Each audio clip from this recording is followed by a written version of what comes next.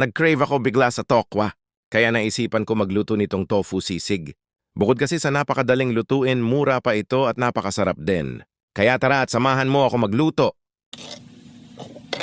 Una ay gagawa muna tayo ng tofu sisig sauce.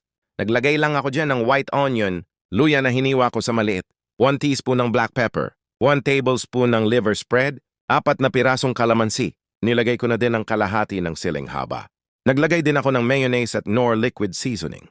At kung gusto mo pala ng mga ganitong video ay mag-subscribe ka na. Maraming salamat. Haluin mo lang yan hanggang maging well combined ang ating tofu sisig sauce at i-set aside mo lang yan. Sunod naman ay magpainit ng mantika at prituhin ang tokwa.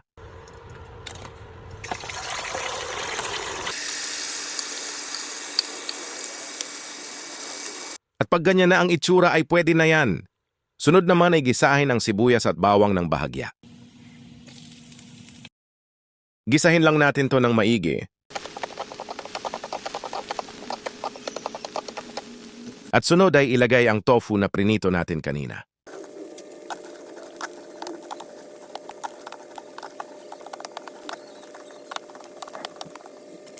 At ilagay mo na din ang ginawa natin na tofu sisig sauce.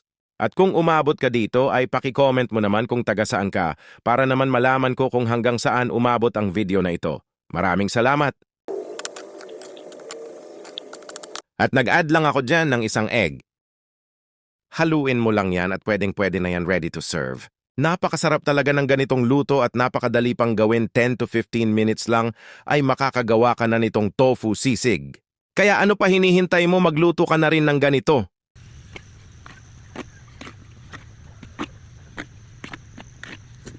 Tignan mo naman yan, nakakatakam. O siya, hanggang dito na lang, hanggang sa muli, paalam.